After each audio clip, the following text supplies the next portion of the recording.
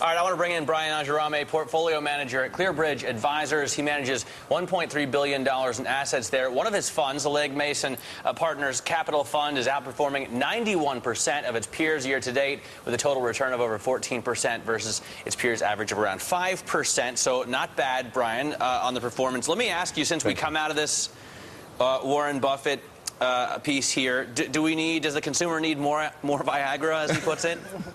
I don't know if he needs more Viagra. Do we need a second stimulus? Do we need another injection here? I'm somewhat skeptical. I hate to quibble with the oracle, but I'd like to see the full effect of the first stimulus come in before we throw more money at it. But you do think the consumer is obviously critical for the economy and really for the markets as well? Very much so. The consumer, I believe, makes up something like 70% of GDP. And I think that'll be critical in evaluating investments. The consumer is showing a difference in behavior today, very different from the way the consumers behaved over the last 30 years. It was spend, spend, spend. So I think it's critical to determine whether or not this recession is going to leave a mark, if you will, on that consumer. I think if you think about the last 20 years, we've been saying, well, all the consumer's doing is spending, spending, spending, lever up. We're not, the savings rate is very low. Well, now the consumer is saving. So that's a good thing, right? We'd like to see that. It's good for the long-term health of the U.S. economy. Not if they save too much too fast. Well, in the short term, that's going to weigh on consumer stocks, their demand for their products. What are the implications on longer term? Because we have been such a spend economy, and it also, really fuels around the world, the global economy. So if that doesn't happen, what does that mean longer term? Well, we've spent at almost every level of society, right? From the federal government on through the states, the unions, even individuals' balance sheets, right? I mean, everybody made promises to people that they're having a hard time keeping. And so we're going to need to save at every level. And so it may weigh on consumer sales, it may weigh on economic growth in the short term, but I think ultimately we're a better economy, a better borrower over time. All right, let's get back to the stimulus package, though, that we already have, because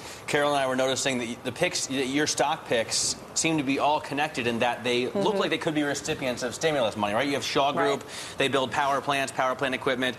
Quanta builds power lines. Covanta turns waste into power. Energy. Is it all a stimulus play? No, it wasn't. Maybe sometimes it's better to be lucky than smart. I'd like...